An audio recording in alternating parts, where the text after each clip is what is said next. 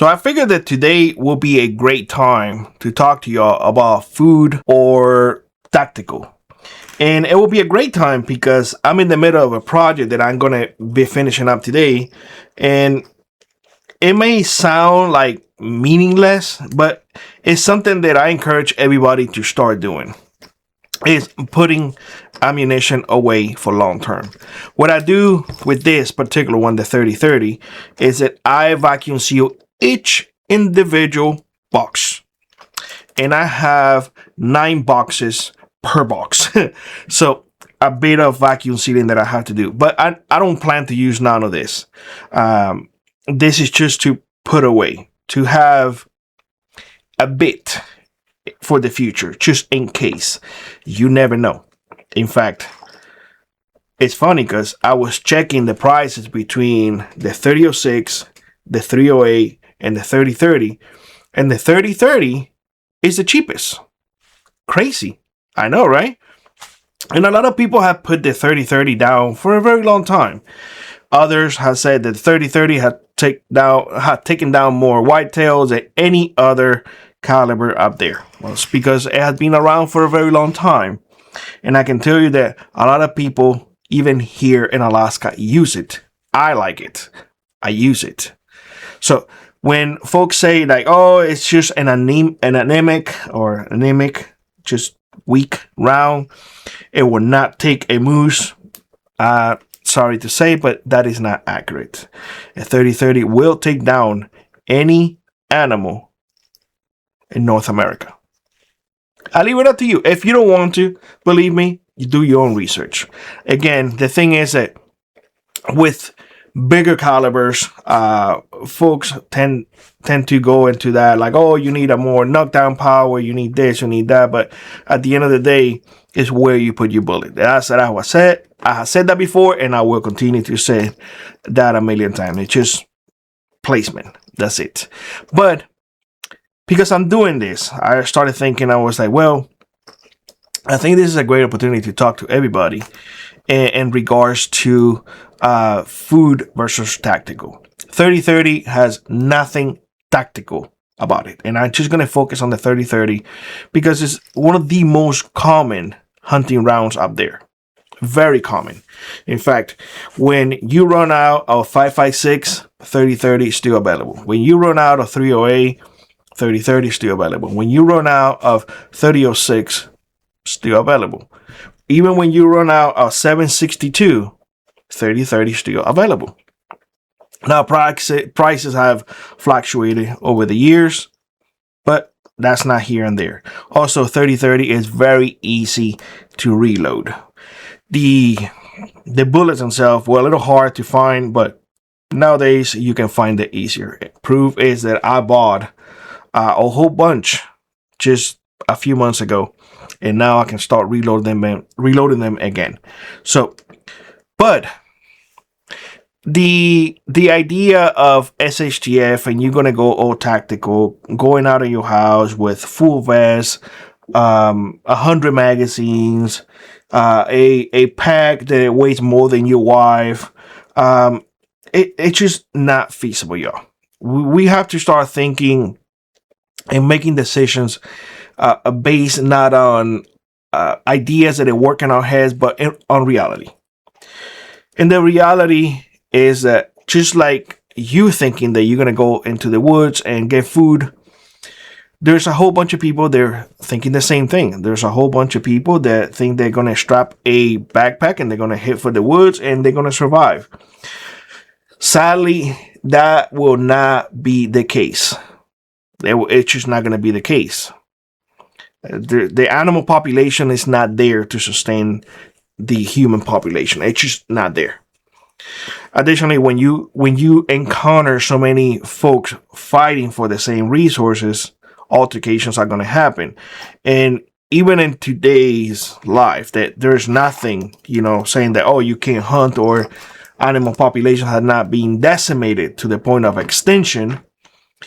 People still get into arguments in hunting areas of, oh, that was my shot. Oh, no, that was my shot. Because, again, pressure on the animals. So I want to point those things out so you guys understand that when you come here, I just gonna say things straight up, and it may hurt some feelings, but at the end of the day, if you listen, by the time that you end the video, you're gonna be better off.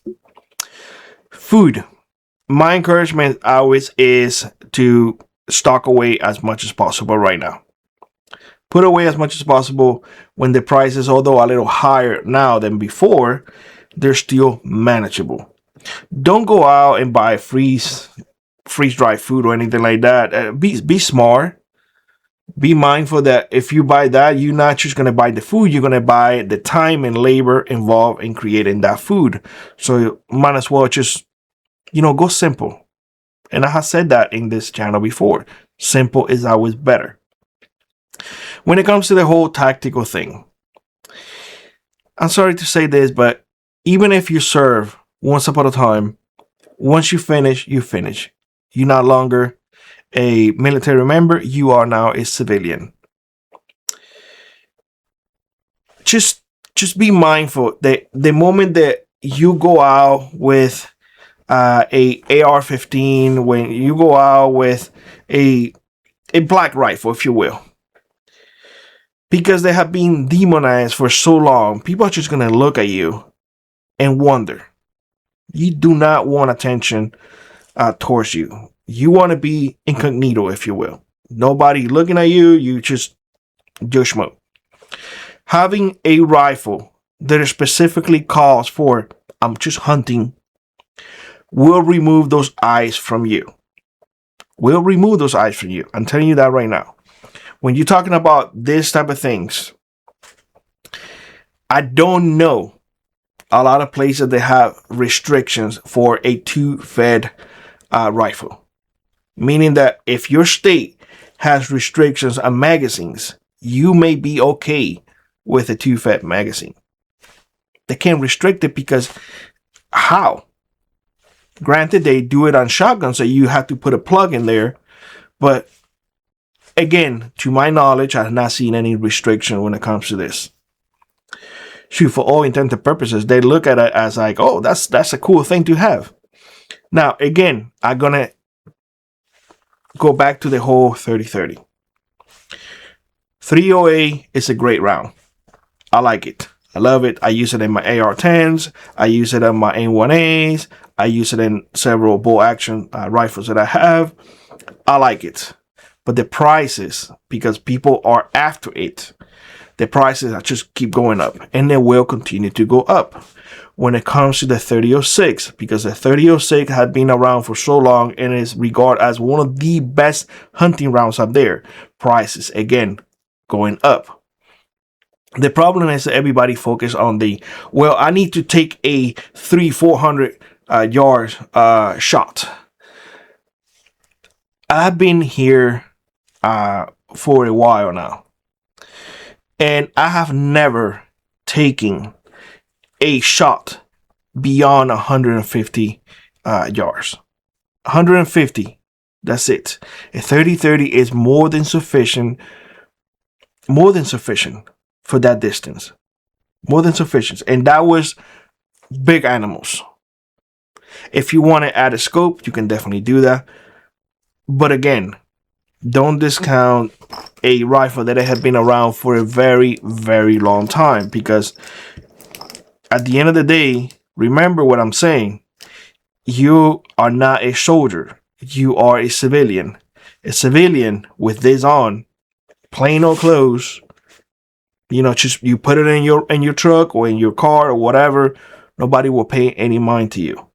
But the moment that you got out of that vehicle, decked out with a vest, with magazines, with an AR, whatever type it is, people are just gonna look at you and they're gonna be thinking in their heads, what are you up to? So I will suggest you to stick with the oldie and reliable.